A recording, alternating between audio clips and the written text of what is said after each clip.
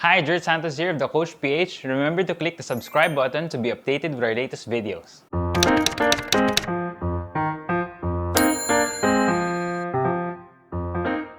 Let me introduce our guest for today.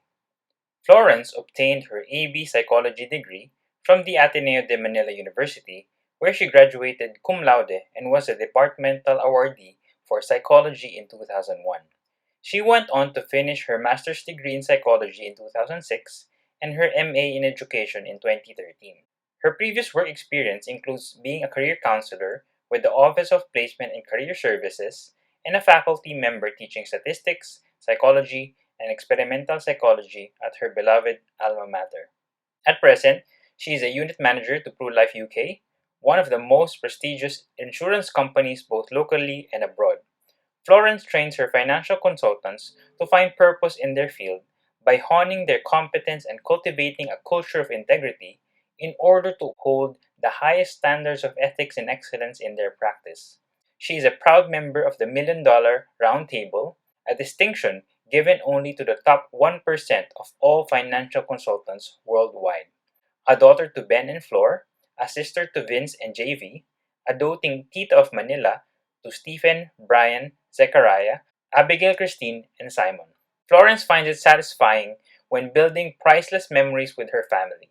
Miss Florence, welcome to our channel. Hello, Jerk. Thank you so much for the invitation. It's my honor and privilege to be sharing some of my knowledge on the topic you requested me to talk about. We're going to talk about a topic that some people shy away from. I remember when I was still single, it was something that I didn't think about. What will happen to my future family in the event that I pass away? It was something that I didn't want to talk about. That's the reality. If you're a realist, that is something that we all will have to go through in the future. Of course, we don't know when, we don't know how, but at some point, we will meet the Creator.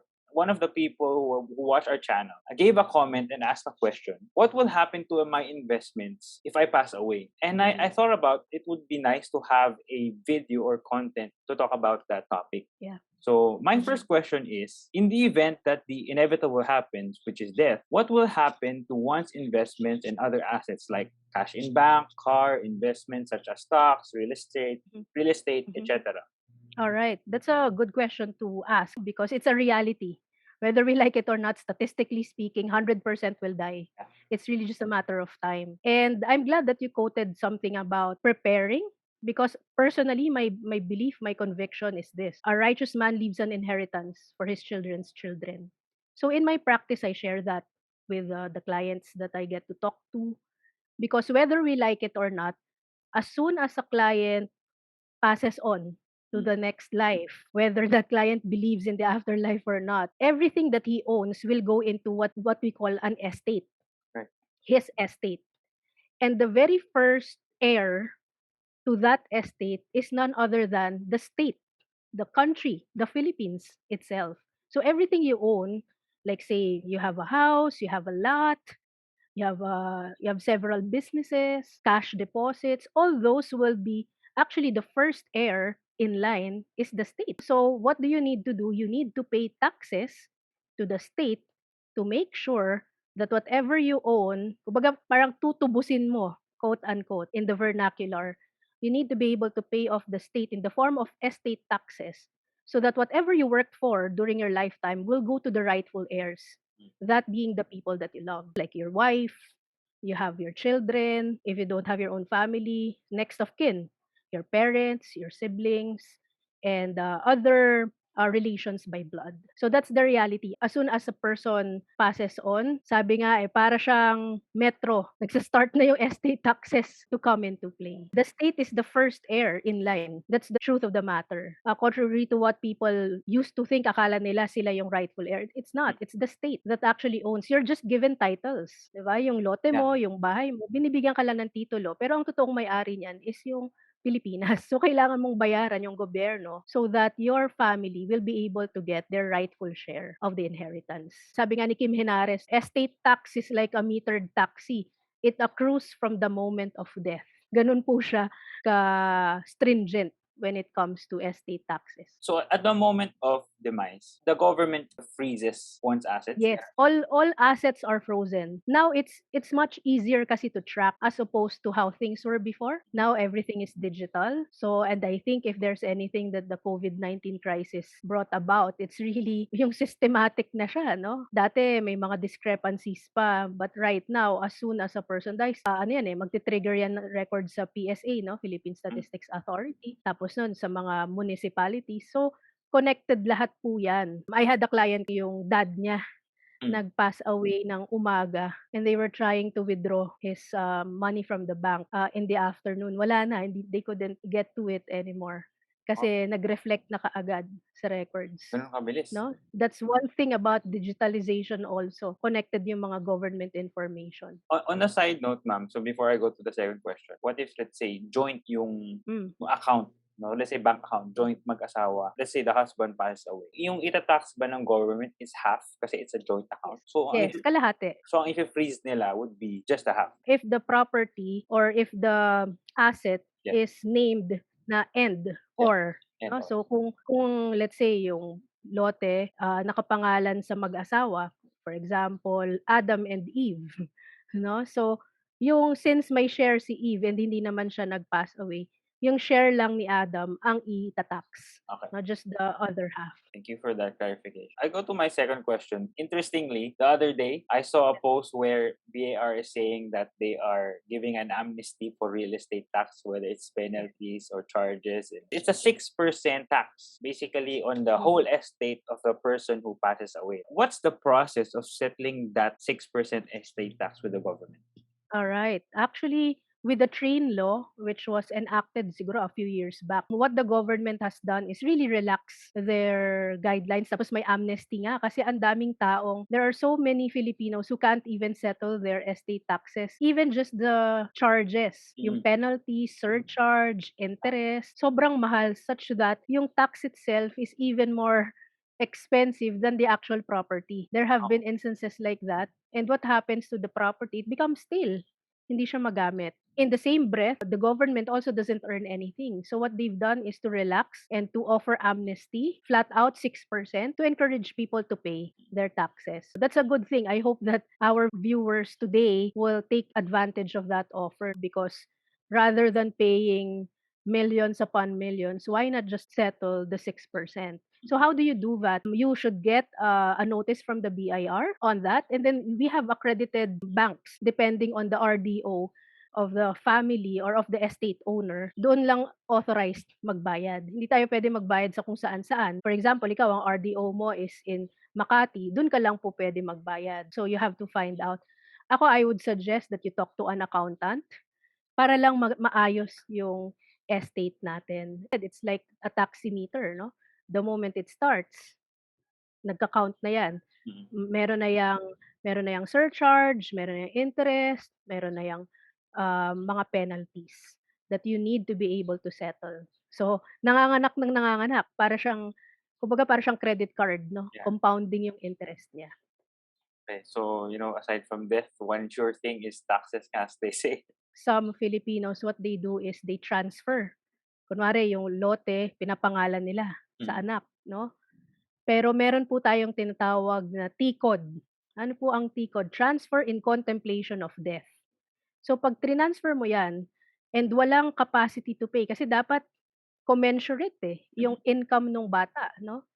So you are even putting your child at risk of tax evasion. 'Di ba? Kasi dapat kung meron siyang ganong kalaking income capacity dapat dine-declare niya 'yon sa BIR taxes niya, no?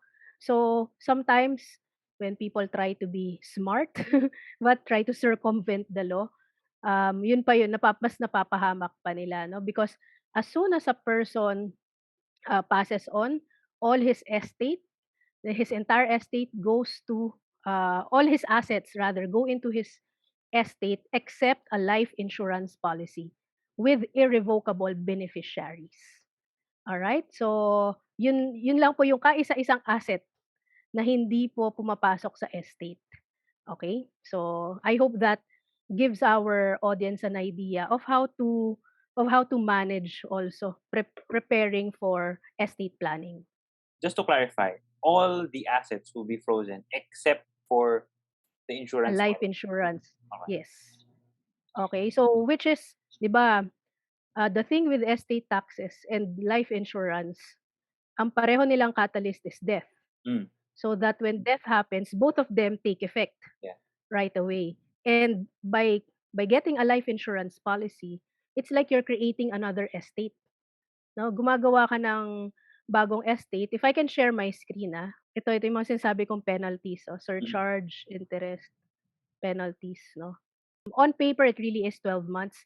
Pero sinasabi ko sa kanila, settle it in 6 months. Kasi matagal yan. Oo. Okay? So kung kaya niyong mabayaran lahat in 6 months, settle everything within 6 months. Alright. Wait, ito yung so if this is the estate of the client, the tax due is 6 million. Okay? So, what you want to do is to keep the estate intact, no? Ayaw mong kuhaan siya. Mhm. So, what you wanna do is create a new estate in the form of a life insurance policy. Okay, now to create a life insurance policy that will be equal to the expected tax liability. Kaya dito po kailangan natin ng expertise din ng isang accountant, 'di ba? Ng lawyer natin. We can already ask them to appraise the value of our assets, no? Para we can prepare for that. And to be able to set up a life insurance policy worth 6 million, it will not have to take a huge chunk naman from the estate, no? So it will depend on how your insurance consultant will design the plan for you. So upon death, the new estate created, this one, the life insurance policy, will be able to pay off the estate taxes. So you created the new estate, you were able to keep the estate intact. And then usually with VULs right now, no, they have an investment component. Although let me clarify, in the investment part of a VUL is not guaranteed. No, what we guarantee is the insurance part. No, what we can assure is the insurance part, but the investment part we can never guarantee that. No, so usually meron pa yan on top of the 6 million. Meron pa yan usually investment fund, and so you actually create even more wealth for the family. And I know this is an extreme example na 100 million estate, no? But I'd like to encourage our viewers, the moment you have 250,000 worth of assets, no? Taxable na po 'yun sa estate taxes natin. So marami kasi have the notion na, hindi naman ako kagaya ng mga tycoons natin, so maybe I Mm. don't need to prepare. That's actually a misconception. No, the moment you have properties, the moment you have assets under your name, start creating a new estate which will pay off the estate taxes of your existing estate. All right? So you're saying that as soon as you have an estate or assets worth 250,000, maybe in Yes. the form of cash, real estate, Yes. so even even a car, right, or investments. Yes. So that's all of that is already subject to the 6% Yes. SET, right? Yes. Yes. Anything below, exempted pa. Exempted pa, yes. Oo. Actually maganda ang ganda nung ginawa nung train law sa atin, 'no, because talagang, ang purpose nun is for people to really pay the estate tax kasi mababa na nga siya, eh. Mm, mm. Even sa property, 'no, meron na siyang, for example, if the family house is worth, below 10 million, hindi na siya, kumbaga, may part na exempt na siya, eh, from estate taxes. So anything above 10 million, yun na lang yung ita-tax subject to 6%. In the next video, our insurance policy is also subject to estate taxes. Remember to pound that like button if you learned something new today. If you have any questions in this video, please feel free to comment below. Thank you for watching. Click the subscribe button and see you on our next video. God bless you!